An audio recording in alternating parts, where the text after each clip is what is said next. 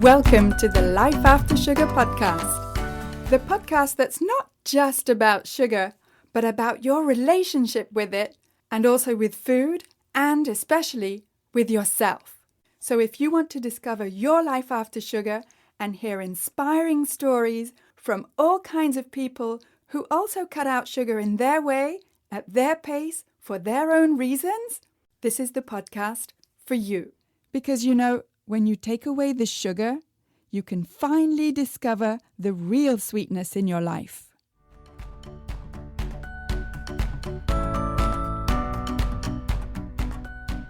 I'm your host, Netta Gorman, and today I'm talking with Alicia, who tells about her relationship not just with sugar, but with all processed foods.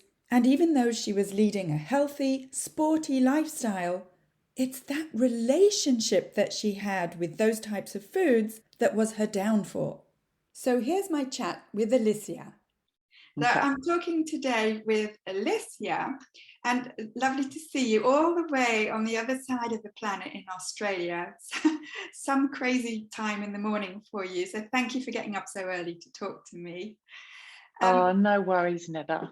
Oh, smashing. And I'd like to know about what your life was like when you were still consuming sugar and sort of how that changed. Yeah, well, I think, for me, food was always, it always had a real charge for me, even from a very young age. From when I was a child, I was always very much seduced by food, and there was a real electricity to it.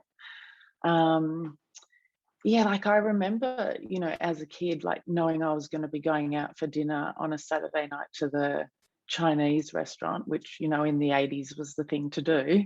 And I would often spend my whole day fantasizing about what I was going to eat that night, to the point where I was not really living in my day.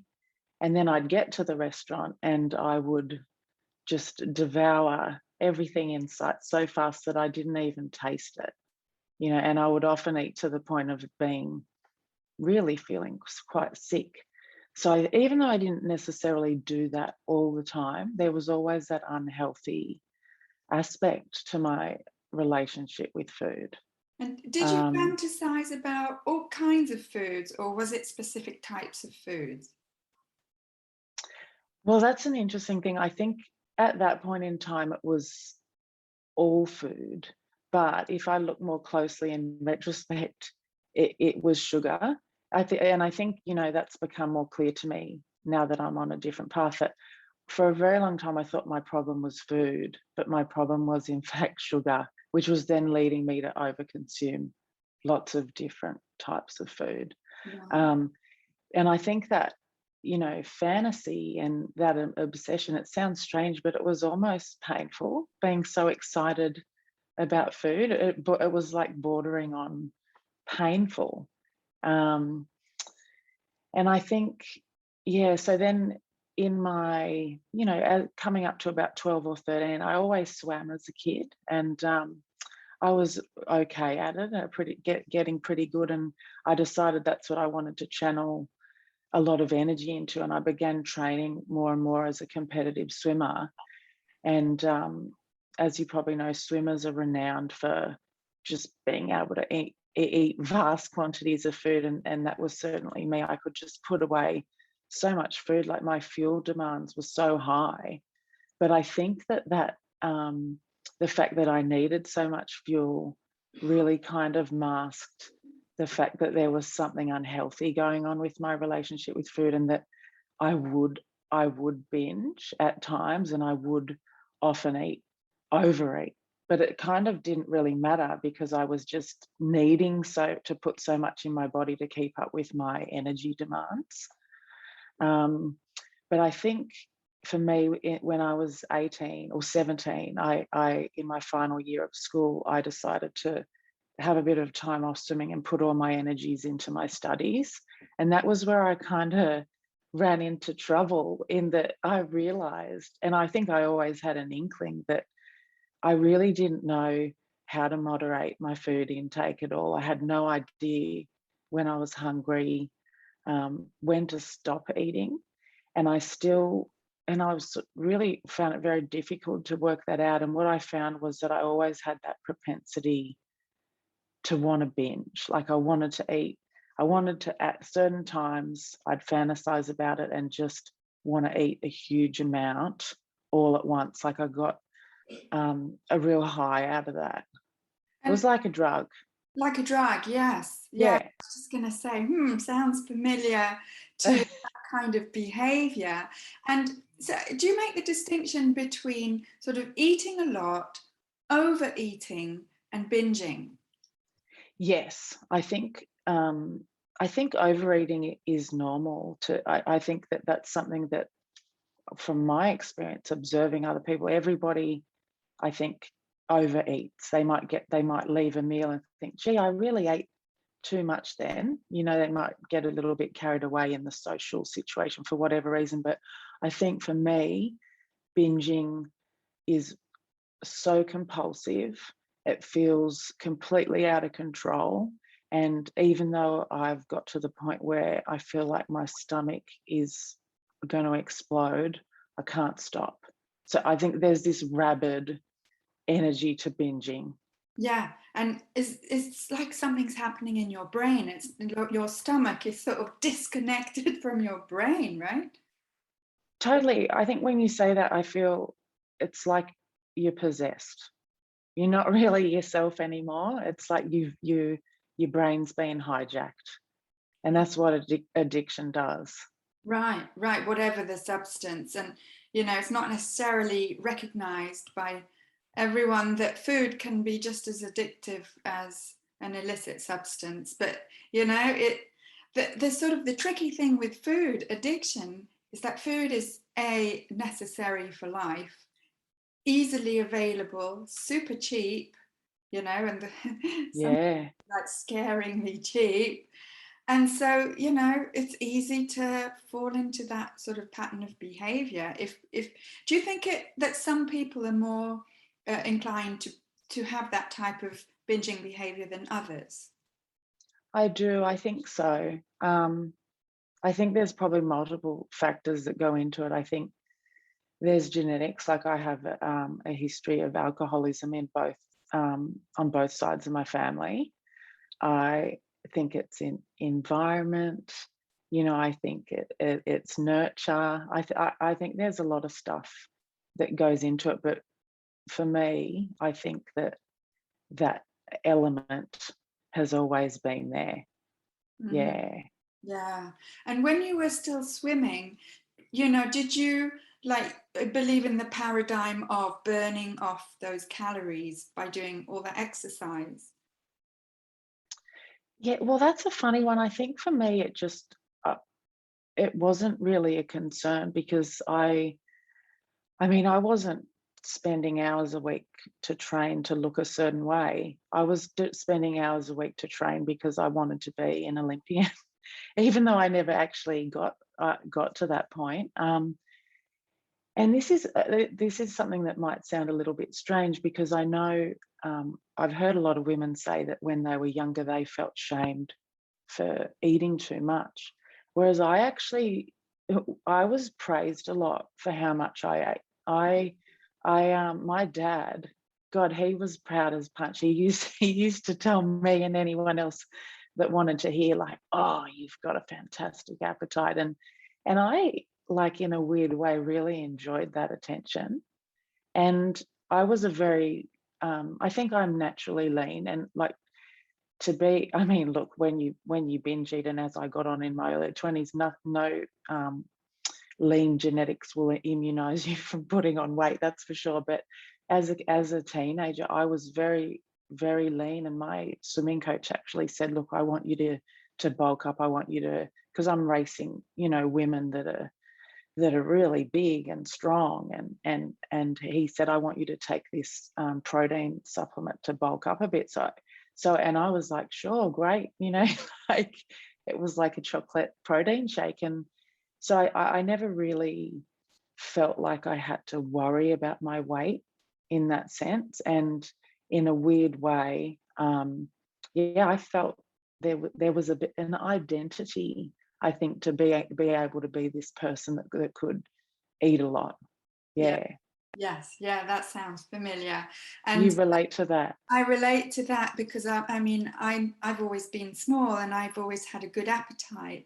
And because I was at ballet school, my mum was always worried that I might have or develop some sort of eating disorder because you've got to be super skinny to be a ballerina and all that. I mean, I ended up being a pretty crappy ballerina, so I went to university instead. But I mean, I remember her being super pleased when I would polish off a good plate of food. Yeah. Yeah. That's I mean, interesting. yeah, genetics has it such that I stayed slim all my life, although I must say I sort of found my 20-year-old body again at the age of 45 when I stopped eating sugar. Mm, So yeah, as you say, there is a limit to just how far genetics will take you. Yeah. And so when yes. did you realize that, well, wait a minute, this may not be all food, that it was more to do with sugar? Oh, yes. Well, um, I think all through my 20s, up like into, I mean, I was 34 when I found recovery. It was just a bit of a roller coaster, really. And I couldn't work out um, why I did what I did. And there was often no rhyme or reason to it. I'd go months or weeks of eating really well, no problems. And then all of a sudden I'd skid out of control again and be on the binging roller coaster. And I really knew there was something very wrong.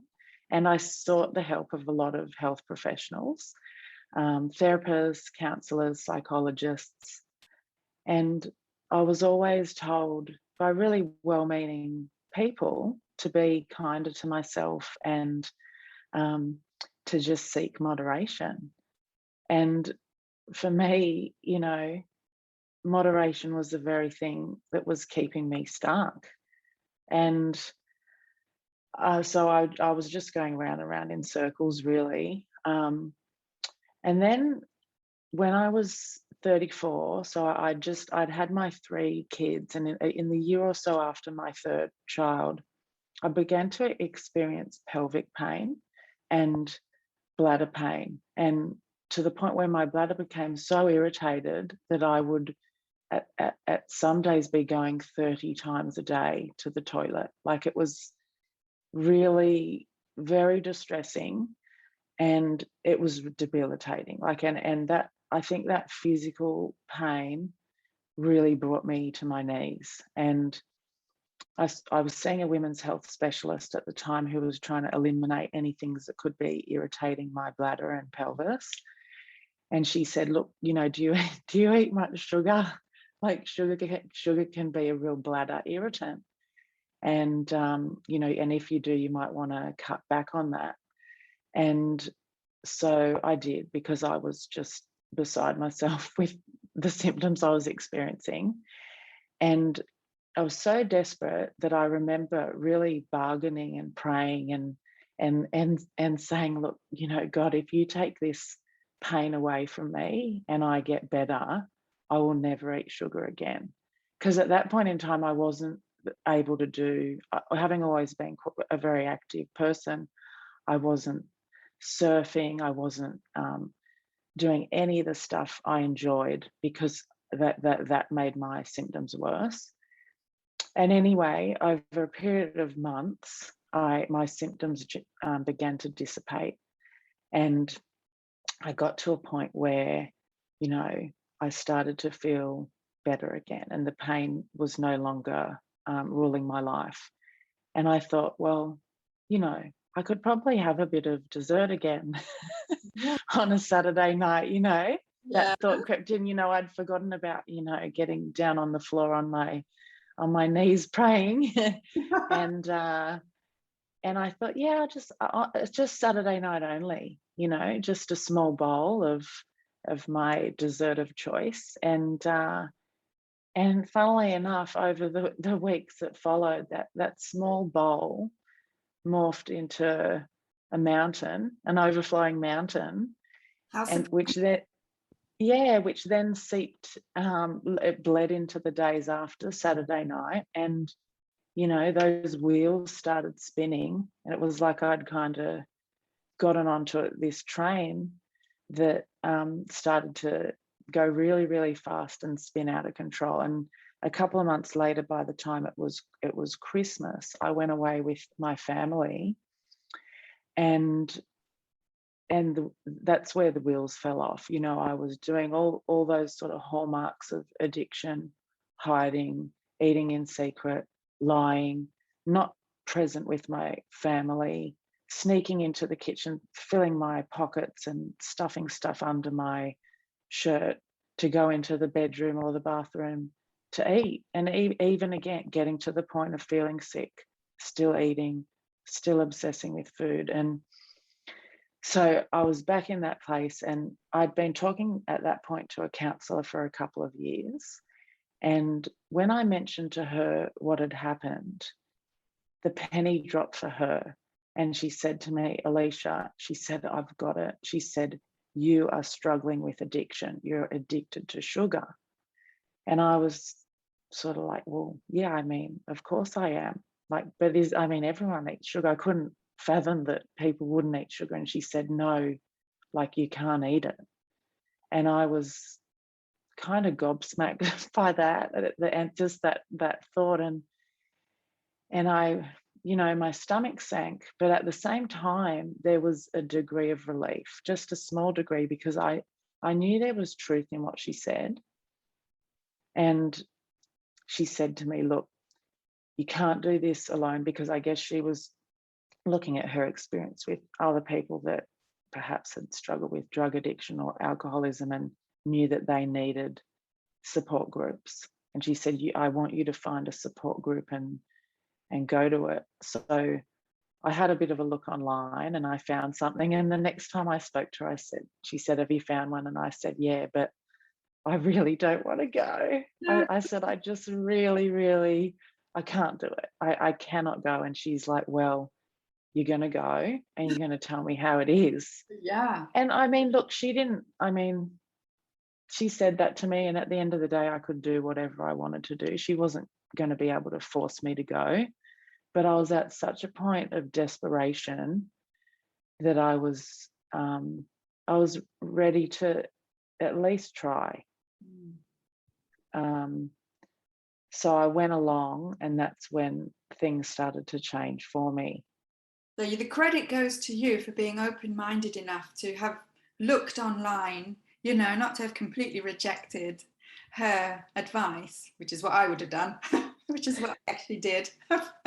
So, credit to you for actually doing that. I mean, I don't think I know anyone who would get up in the morning, jump out of bed and say, I know, I'll go and get sugar out of my life and do it.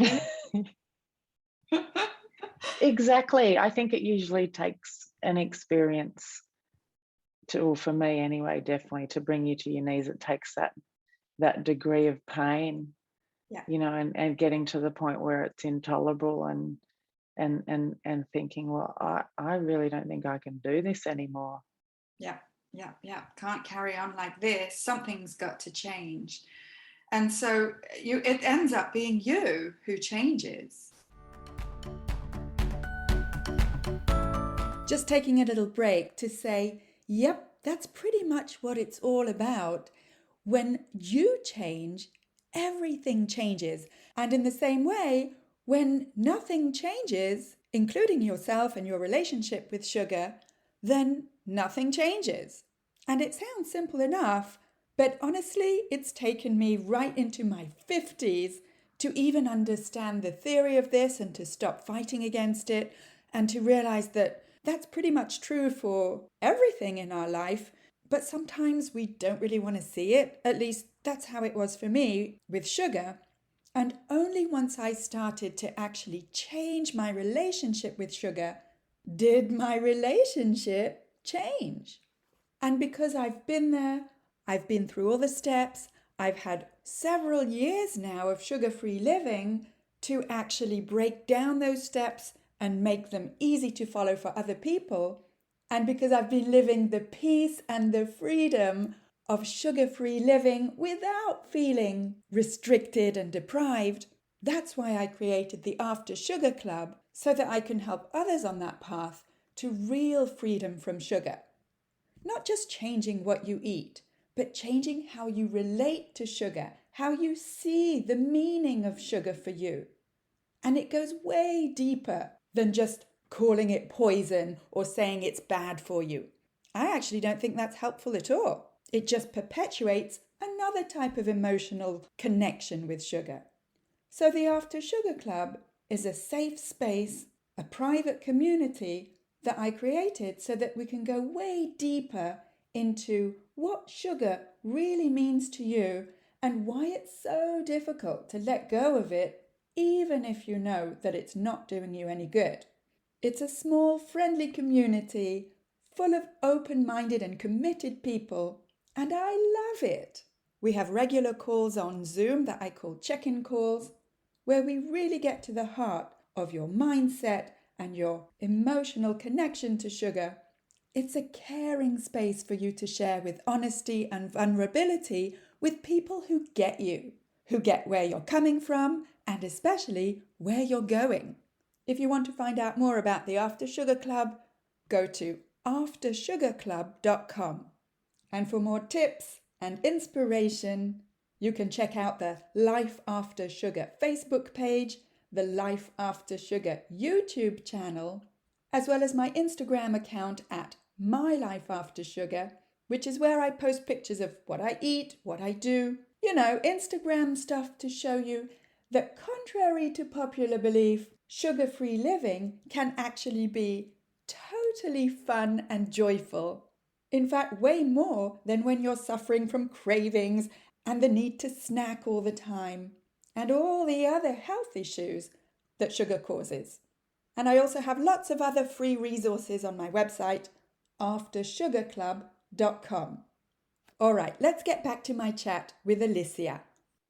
Yeah. So I went to that meeting and I guess I'd describe it as some sort of grace, or there was like a pause, or I was able to stop. That the train I was on stopped, and I just hearing other people share that they too experienced what I was experiencing, that feeling of not being alone. And I think the big thing was the recognition that I wasn't a bad person. Because for so long I'd been trying to berate myself to eat normally, and it sounds really weird, but I couldn't tell you how many times I got a piece of paper or I sat on the computer and I typed up a resolution or wrote it out, and I would put the date, and I'd say I'm not, I'd write this whole monologue, and then I'd be like, I'm not going to binge anymore from this moment on. And inevitably, I would always have to delete that file or rip up that piece of paper because I failed to do that, and I would always binge again. And I thought there was something wrong with me. And I think there was the recognition in that meeting that there's something wrong, and it's called addiction, and it is a legitimate condition, an illness, whatever you want to call it, and it needs treatment, and the treatment, and it depersonalized it. It took the shame. I didn't feel ashamed. I felt compassionate. I felt compassion for myself, and that then enabled me. I felt a sense that I had a choice, and I thought, well, look, I can keep doing what I'm doing. I can keep binging, and I'm not a bad person for doing that.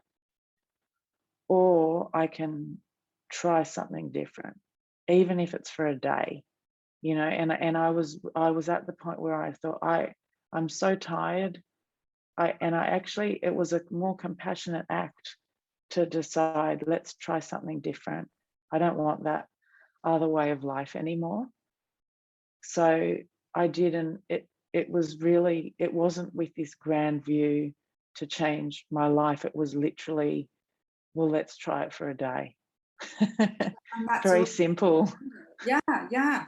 I mean, and that's very wise of you to see it like that, because we often self-sabotage by seeing it forever right out the gate. Yeah, that was the thought of doing that, was just far too overwhelming. And even in my early recovery, I did have somebody say to me, you can never eat sugar again, and you better get used to that idea. And that sent me into a tailspin. That because I think, I don't know, there might be you and some other people that relate to this, but being told you can't do something, or that idea of deprivation or restriction, actually then ramps up the craving. Oh, yeah. And yeah, so I think that put me in a tailspin and ramped up my anxiety levels. And then I spoke to some people that grounded me again and were like, no, you know what? Even if the day is too big a period of time, chunk it down even smaller and do like the next hour or the next 10 minutes. Like, if you're craving, get up and go for a walk to the letterbox, or, like break everything down into the smallest bits that you can so you find it manageable. Absolutely. Yeah, great advice. Great advice. Yeah. And yes, exactly. It's like if someone tells me what to do, I'll just want to prove them wrong. Yeah, It's terrible. totally. When I was told, okay, you can reintroduce sugar now, I was like, no, don't you tell me what to do.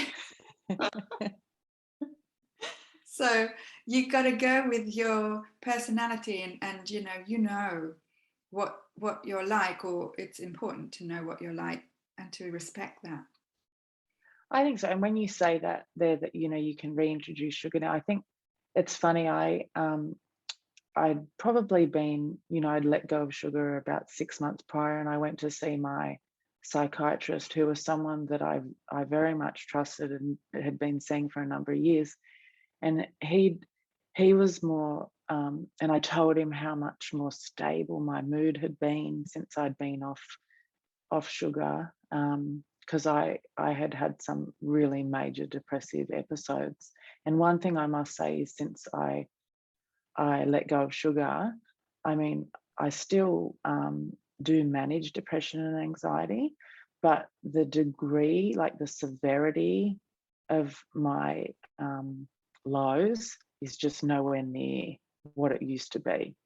I didn't realize, it sounds silly, but I really didn't realize the impact that sugar was having on my mood, like yeah, massive impact. But anyway, told him, and he was really happy for me. But then he said, oh, because he was of the school of thought where you can reintroduce things. And he said, oh, and further down the track, when you feel like it, you can, start eating sugar again. And I was like, what? Like that actually, for me, because I think I'm quite suggestible, that again, like my anxiety levels ramped up, and I started to experience doubt, like, could I? Because that feels really like I don't think I could moderate it. But then why is he saying that? And then I think, over months and even years, it just got to the point where I realized that the truth of my experience was all that really mattered, because there's people out there that don't believe in, the abstinence model or letting go of something altogether. And there's people that don't understand what your experience has been. And I did, and I think when I finally got to that point, which took a very long time, that's when I started to experience even more freedom in my relationship with food.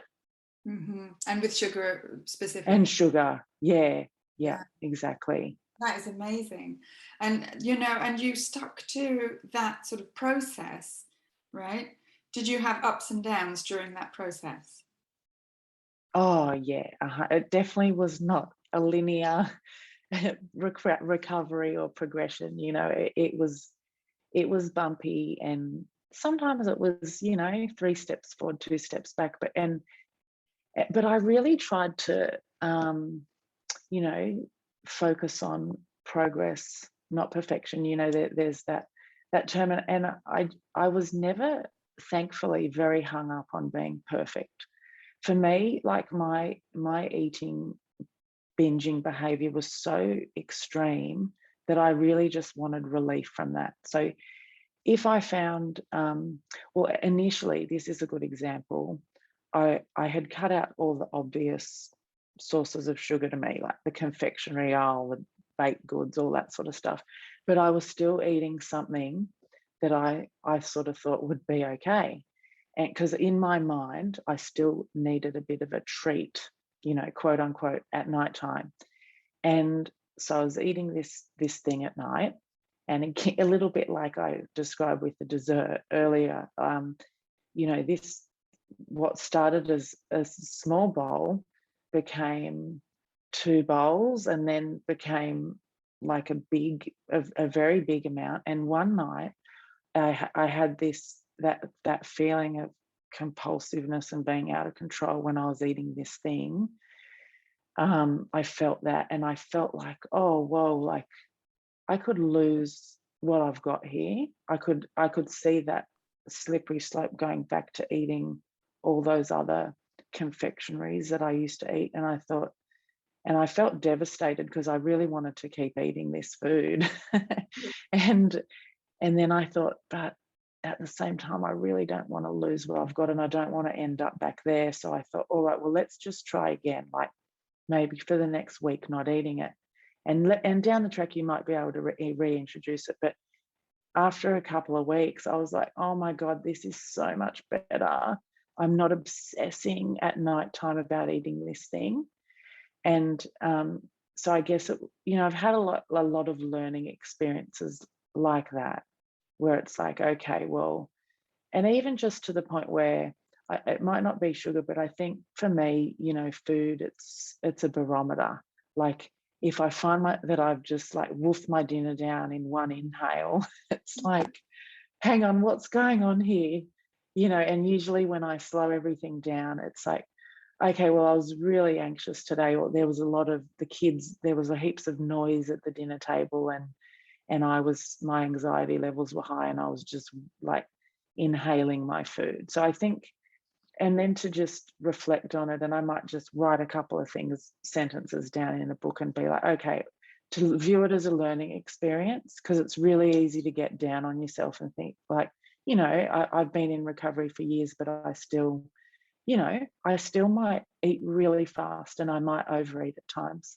But it's like, hey, look, compared to where I was, it's like chalk and cheese. My life is unrecognizable from what it was. But just to gain that awareness and think, okay, well, I'll try better next time when that happens. Yeah, without So beating yourself up about it. Yeah, because I think that beating yourself up is, I know for myself, that's just going to send me, it's more likely to send me back to that berating myself is going to, I'm going to punish myself, and then I'm going to sabotage myself. Right. Yeah. It's kind of a cycle. And that self-awareness that you've developed, that mindfulness, I mean, I'm very impressed that, where you started and where you are now, as you say, it's night and day. Yeah, and it's not perfect, but that's okay. Like, we don't need to be perfect. I think that, like, all I ever wanted was to be free in my mind, because I felt so enslaved by food and that compulsion and that obsession. Like, it really drives you crazy. So I think, to have that, most of the time, and I'll be honest, like, there's times, obviously, if I was to ingest sugar, that I have a very physiological reaction to that creates craving. But even there's been times of emotional upheaval, like the death of my mum a few years ago, where I felt like, in the wake of that, I'd go into shops, and just like I felt like sugar was in neon, like all the confectionery wrappers were like flashing at me. And that was distressing in a way, because I had, a year of recovery, and it was like, oh no, like, this is, it's in my face again. But I just tried to, do my best, keep things simple, and just stay on the path. And I have found that in those times of emotional stress, if craving has come back, to just really try to hold on to the fact that, that freedom will come back again. Like the cravings will dissipate. Cravings never last forever. That Hmm. that sense of freedom where the food sort of fades into the background, it'll come again. Yeah. Yeah. So I've always tried to hold on to that in times where it has that noise has kicked back up. Yeah, which it will inevitably. I mean, real It life will. goes on, and it carries on whether or not you consume sugar. It's just that when you don't anymore, and you've come from a background like we have, um, real life carries on, but your ability to deal with it improves. I think so. And the more times I've been through those phases, it gives me more faith that when it happens again in future, and you just said, like, we know it will because life happens and life can be very stressful at times. Um, to hold on to the other times that, I've been through it and come out the other side. Yeah. Yeah. Great, amazing, great message there. And great message, not just for other people, but for yourself, to remember, because it's really difficult to remember that things are going to be okay again when they're not. Totally. And I know that when it happens to me again, I'll feel very distressed. And there'll be that idea like, oh my God, what if the feeling doesn't end? And that's where I think sometimes writing things down can be helpful, just that, or whatever you find it is for you, whether it's writing or talking with someone that knows you really well, like, or doing all those things that can help bring you back into yourself, because I think that's what happens. It's that getting carried away and getting on those trains of thought that take you away. Yeah, totally. Yes, right. And did you find that having a support system or a source of support was key to your recovery? Oh yeah, I couldn't have done it on my own, because I think one of the things that I saw, well, in my first meeting, there was someone that shared that had not eaten sugar for a number of years, and that just blew my mind. And I think I couldn't fathom it. And I think to see somebody and hear from them that that's the way they were living their life, I needed to know that that was possible. Hmm. So I think, yeah, I mean, I couldn't have done it on my own. And I needed the education of that experience as well, like I said, to realize I was dealing with a condition um, and gain ideas along the way. But I think it's also about, yes, I 100% needed the support. But then over the years, I've also worked out that what works for someone else doesn't necessarily work for me. And someone said to me once, you've got to make your recovery your own. And I think, I really relate to that, and just putting all of the things in place that work for you, or having a framework in your mind, the way you think about things that works for you and sustains you, because that's going to be different for you compared to what it is for this person over here. Yes. And that takes time, I think, to work that out. Yeah. I mean, it does take a certain sort of guidance, without that structure being so restrictive, or, that you can't have any leeway, because as you said, people are all different, and someone may need a 12-step program, another person may need a sort of an addiction framework, and you know because we as individuals are not trained in all that sort of thing, at least as I certainly am not, we not only do we not recognize that what the behavior that we have has actually got a name and is recognized, but even if we did, we wouldn't know what to do about it. Totally. Yeah, that's it. And I think, like you say, there's so many different paths. And for me, like, the principles in 12 step of like that powerlessness and that surrender, that just resonated with me so much, and it really worked. But then there might be other aspects, like if there's sort of fear in the dogma, like if I sort of feel that, like sometimes people talk about that, the disease of addictions doing push-ups and it's going to come to get you, like that might really motivate some people, whereas I find that increases my anxiety levels, like 100-fold, to the point where I feel like if I believed that, that would probably send me into a relapse. So for me, it's less about being motivated by fear, and it's like, how can I be motivated by faith and how I want to live. I mean, I think it's healthy, and there will always be a degree for me of like, I don't want to go back there. I will never be able to excise that from my mind, what that was like. And I don't want to, because, need to be aware of it, but I don't want to be living in fear that I'm going to slide back there. It has to be, I have to have faith and feel a sense of solidity or confidence that if I keep doing the things that I'm doing, that's going to keep me on track. So that works for me. Yeah, fantastic. Yeah, and basically that's the bottom line. Carry on doing what works for you. And yeah, the challenge is to work out what works for you, which is what you've done. exactly. And I think probably a common denominator in your story and a lot of the stories that we feature on the podcast here is that going it alone has its going it alone is not easy, and getting a support system, whatever it looks like, is key to recovery and to finding freedom. I think so. I mean, we're such social beings, and we thrive on connection. And I think we need community. Yeah. And so, yeah, I mean, I couldn't imagine having done it on my own, or even doing it on my own now, like having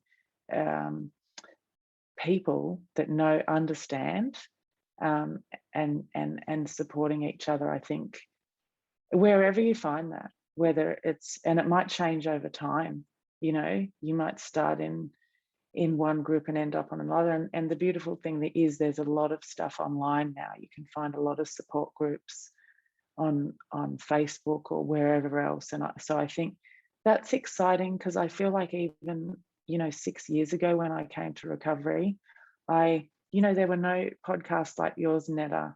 There was no, I actually at the time had read a lot of recovery books about people that had struggled with drug and alcohol addiction, because I couldn't find anything of someone that had struggled with sugar addiction in terms of a book, in terms of listening to them on a podcast. So I think that, it's growing. There is more awareness, and it's not recognized in the DSM. It's not, a legitimate condition in the eyes of the medical community. But I really tend to think that that's coming, because it does take time for these things to be recognized. And addiction in general, there's been a stigma around that for decades, which has slowly started to ease, and drug and alcohol addiction are recognized as legitimate illnesses. So I don't think the question is sugar addiction real? I think it really is, how could sugar addiction not be real? Yeah, absolutely. Yeah. And whether or not it filters through into the DSM, I agree with you. I think it's a question of time, and that is a question of red tape, and I can imagine just how complicated it could be to get it actually into the official papers and whatnot. But in the meantime, what the reality is telling us is that people like us, like you, are actually living this reality of of being, call it what you will. Okay, let's call it addicted, being addicted to sugar. We can talk about the words and semantics as much as we want, but the reality is that we are suffering. People are suffering, and getting off of sugar reduces that suffering big time. 100%. And you just said it, like, you don't have to wait. And I think for me, that realization that it really doesn't matter who else validate. Well, I mean, to a degree, that's what we're talking about, that community and support. That's where you get the validation that what you're experiencing is real. But in terms of whether it's a recognized condition or whether certain health professionals that you see are going to give you the validation that you want, it doesn't matter.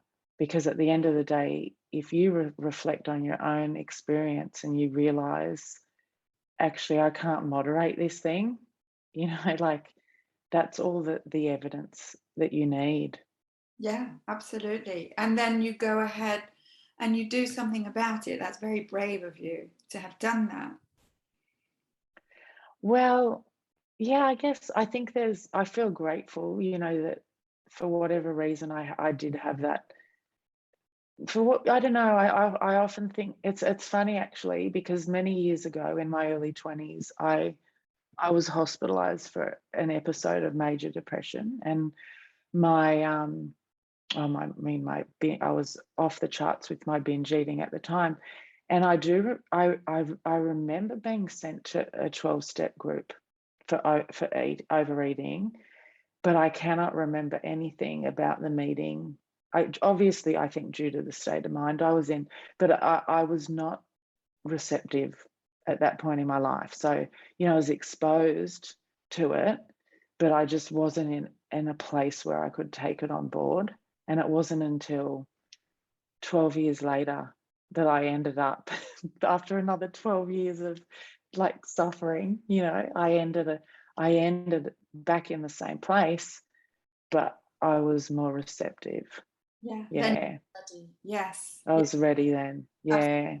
And being ready is such a massive part of it all. Yes, totally. Mm. I tell you, all the credit goes to you. And, you may think that it's just fluke that you happen to be ready at that time and not 12 years before. But I mean, that's how life presents you with these challenges. And sooner or later, you've had enough of the suffering, and then you're ready to change. I think so. Yeah. I mean, like in reality, I think I did need to be beaten down more, like in the sense that I had quite a high tolerance for suffering. And it really did need to get to the point where, look, this just can't go on. Yeah. Yeah. Well, that's such an inspiring story, because you've been on such a journey. And I think people listening will be able to relate to that and think, well, if she can do it, I can do it. And I never thought I could do it. I think anybody that has been to the depths of despair with addiction, like you can't see the light. And you think you just don't think it's possible. And I think that's where it comes back to seeing this one person in my first meeting, where I was like, oh my gosh, like she's doing it, And I think, that's why I think your podcast is so important, Netta, because people are able to hear that it is possible, even though where you're at now, it really might feel totally impossible. Yeah. But there is always hope, even if it doesn't feel like it. And I know the feeling when you feel like you've lost hope. Yeah. Yeah. That's such a powerful message coming from the heart. Thank you so much for talking to me, Alicia. I really appreciate it. Oh, thanks for having me, Netta. A wonderful, inspiring chat with Alicia there. And it goes to show that whatever your connection or relationship with sugar, it's always possible to change it. Even though it doesn't feel possible, even though you can see that it's possible for other people like Alicia or like for me, and that it would be impossible for you, we've been there. We understand. And making the impossible possible is actually part of what the After Sugar Club is all about. Yes, it's about transforming your relationship with sugar so that you don't need it or miss it anymore, but it's especially about transforming your own relationship with yourself so that you don't need sugar to fill some kind of void anymore. You get guidance to get to that place of real freedom from sugar. That's what Alicia and I were talking about in our conversation. If you want to join us in the After Sugar Club, go to aftersugarclub.com. alicia.com. And if you're enjoying this podcast and you haven't left a rating or a review yet, then please could I ask you to do that and to share it with someone you think that would benefit from this podcast so that we can get the message of the joy and the freedom of sugar-free living to more people. Share this podcast, scroll down, rate it, and leave a review, and let me know how this podcast is helping you change your relationship with sugar and with yourself. And if you're new to the podcast, don't forget to subscribe so that it magically appears in your podcast player every Sunday. Thank you for listening. That's it for this week. Keep in touch and see you soon for another episode.